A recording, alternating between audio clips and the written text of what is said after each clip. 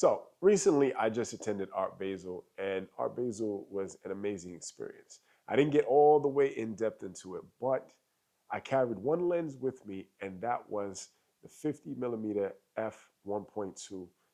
And that is the Canon version, of course. And this lens was amazing. But let me tell you why.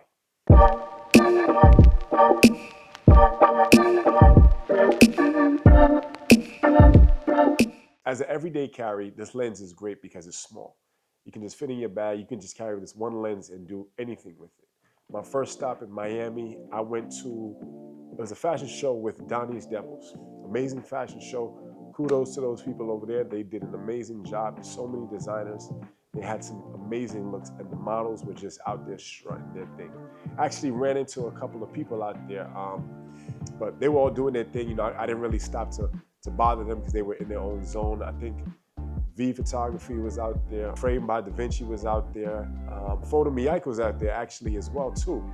And everybody just had their own show going on. Like they were taking their pictures, they were getting the models, doing their content, creating their own work. So like I said, I didn't really want to bother too much and get into the whole mix of it. But I carried this 50mm lens, and I decided to make a project out of it and see what I can capture using just one lens. So in my first stop, I used this lens. I had the Canon R5C on me and the 50mm 1.2L version. Now, off the back, I said, what can I do to make this lens just spruce up just a little bit? I added a diffusion filter onto it. So the diffusion, because there was a lot of light, so it bloomed the highlights and it just gave that, you know, bright in your face look, but it really just, because this lens is so sharp, it just put focus on the actual models. Captured some shots with it. Those came out good. I captured some video with it. That just came out amazing. You can see some of the videos and some of the shots on my IG feed. I'll put a link down below, but you can see the name down below as well. And what I noticed about it is that this lens came out in 2007, I believe, January 2007. And from so long ago, this lens really still can shoot. And even though it was made for a DSLR camera, I put it on my R5C.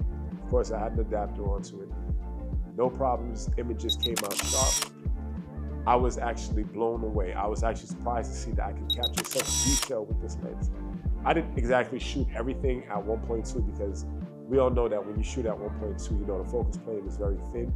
But there are a couple of shots that I did at 1.2 and it still came out good.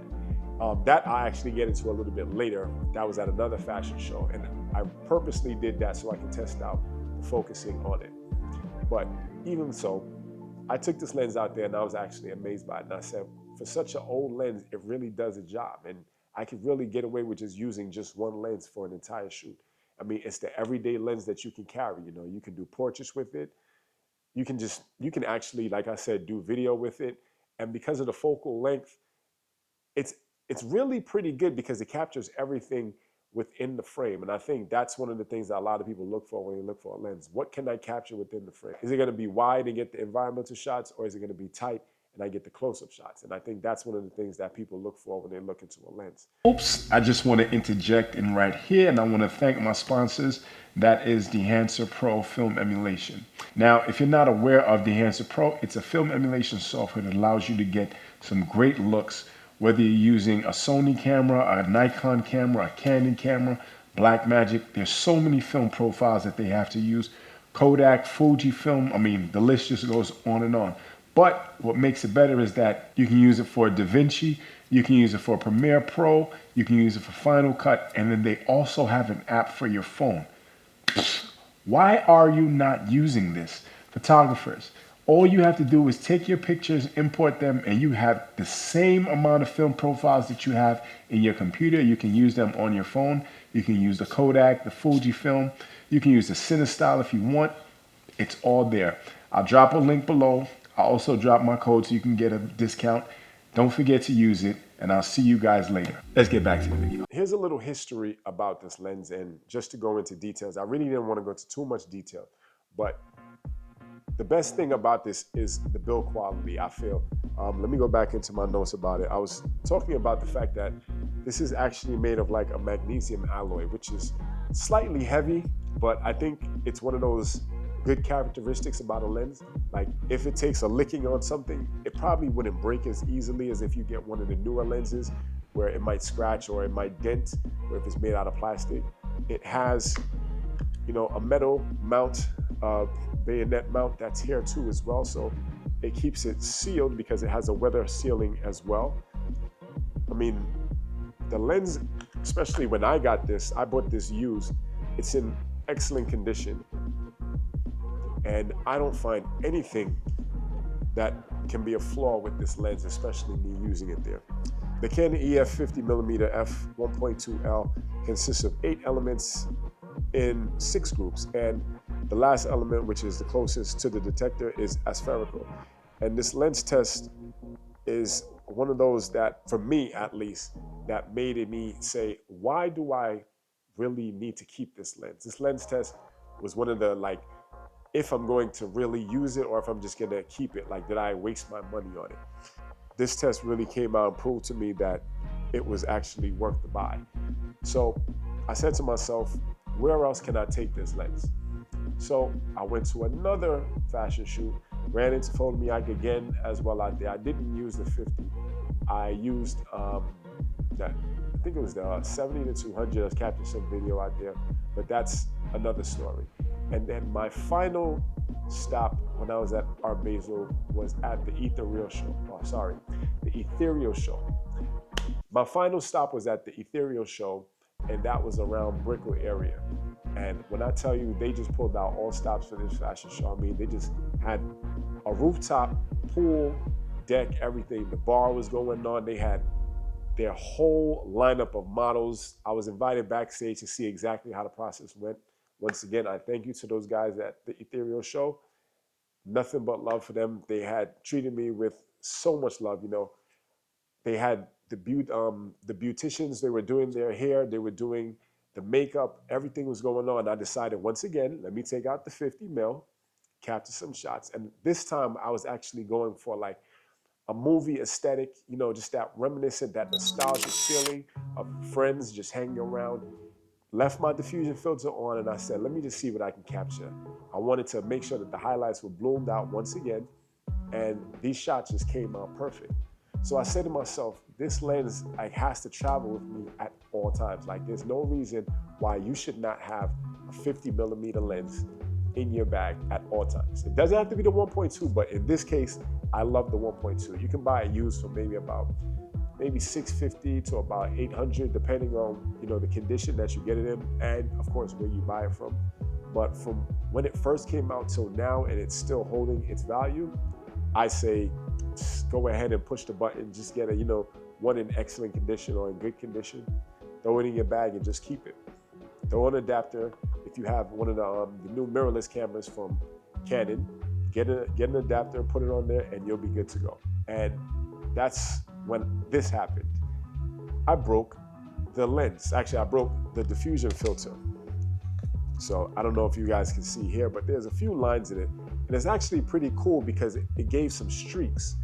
And what I decided to do was leave it on because it reminded me of one of these anamorphic style filter lenses that I had. It has streaks on the lens, and what it does is create these flares. So I was waiting till it captured some sunlight outside. One of the designers saw that it dropped, and they said, what are you gonna do? And I said, you know what? I'm gonna make the best out of this situation. So I asked one of the, not the designer, sorry, one of the merchants who had their products there, and they had some bags. I'll link a description below so you can go check out their website as well. I went, took pictures of the products, the perfume, the cologne that they had, and that was also in collaboration with one of the designers that they had there. And it came out beautiful. I just love it. It just gave a unique look. And this is where I tested it at 1.2 because I wanted to see exactly how it looks. And based on these shots, you can see the focal plane is very thin. So you actually have to be certain what you want to have in focus when you do it that way. And with these type of designs, it was the perfect location for it. So I wanted to get like certain pieces, certain parts of the actual display in focus, like for instance, the rock, or maybe even just a label or a certain part of the bottle, and everything else was just blurred out. And that is what 1.2 is good for. You can just obliterate the background and make everything go away while you can just keep a certain part in focus. This 50 millimeter lens is just something that you can just have at all point in times and it will never let you down. So I asked myself, would I ever get rid of this lens? I highly doubt it. But there's some people that ask me, what were you shooting with? Because for one, this is a very small lens. And I told them it's a 50, and they said, you got those shots with that lens? Like, yeah, like you was expecting me to have maybe an 85 or even a 70 to 200 with it or something like that. And I said, no, the 50 is like the everyday all around lens. Even though the 35 is also good, but I think that's more for more environmental shots. The 50 can just the one and done lenses, I like to call it. They can just do anything that you need to do. While I was at the Ethereal show, I decided to just partner up with one of the brands, and I'll put the brand down below here so you guys can also go check them out. They're a dope brand, very creative. And I decided to just partner up with them. They were doing their own thing. I was just in the background doing some BTS, pulled one of the models to the side and decided once again I wanted to test out the lens, see how it would work in the daylight. Took some shots of them doing their own thing, and that was just amazing. I was blown away. It was just a sharp lens. Like it was like the perfect condition for everything. Nothing really went wrong with that lens and with that shoot, at least. There was another brand that I pulled over to the side and I decided let me get some shots with one of their models as well. And like that was the second time that I said, you know what, just on the spot using the 50 millimeter, it was just sharp. Quality was good. Everything was amazing. Came around throughout the fashion show. I was doing video work, so I had to put that 50 mil away and I had to get back to what I was doing on the side. And then at the end of the show, when everybody was around, I was walking around capturing some ambiance pictures and everything. And at the end of the show, I decided, let me just take out this 50 once again and use it with a flash because I wanted to see if it would really make a difference, if it's still going to keep that sharpness. And once again, I grabbed one of the models, and she had one of the bags that one of the designers actually had that was partnering up. They had their bags, and I said, let me just take a picture with her and use that picture as well, and it came out pretty good. So I'll say that the 50 millimeter actually did me very well while I was out there at the fashion show. So there was like nothing that really went wrong with this lens at all. So while I was testing it out, I was around doing everything with it that you could possibly think of. And I think that is what makes a true test of a great lens. I had a question to myself, or really to you guys. Do you carry around a 50 millimeter lens? If so, is it the top of the line version? Like for instance, this is the Canon, this is the red ring, the L version. Do you carry the 1.4, the 1.8? Well, I think there's a Canon, there's a 2.0, a 50 2.0, I believe as well too. But which one of the 50s do you carry around? And if so, what do you like most about it? Like I said, I just like the fact that this is small, it's sharp, very sharp. The focusing is very fast on this. But of course, there are some cons. And like I said, the focus plane is very thin and it does suffer from a little bit of chromatic aberration. But once again, with the diffusion filter, it creates a more stylistic shot. So you have to go in mind what exactly you're trying to capture with it. And I don't think you'll really go wrong with it.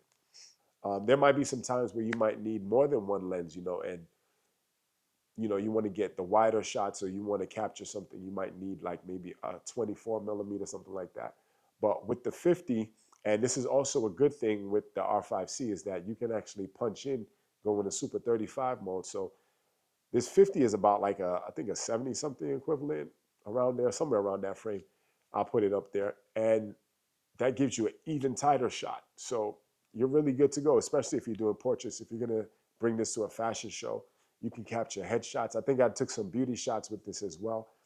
Amazing shots. And I just like the fact that the light was just hitting everything perfectly. And I can't stress this anymore. This 50 millimeter f1.2 is like, this is never leaving my bag, never leaving my kit. I can use this for everything. All right. So you guys drop a comment. Let me know. Do you like the 50 miller f1.2? Would you buy this if you didn't have, the 1.8 or even the 1.4? Would you still buy the 1.2? Is this something that you would keep in your kit? But most importantly, do you think that it's still worth a purchase? I'd say, why not? For any photographer, if you're doing editorial style shoots, portrait style shoots, you can't go wrong with it. Drop a comment. You guys let me know, and I'll see you guys in the next one. Until then, peace.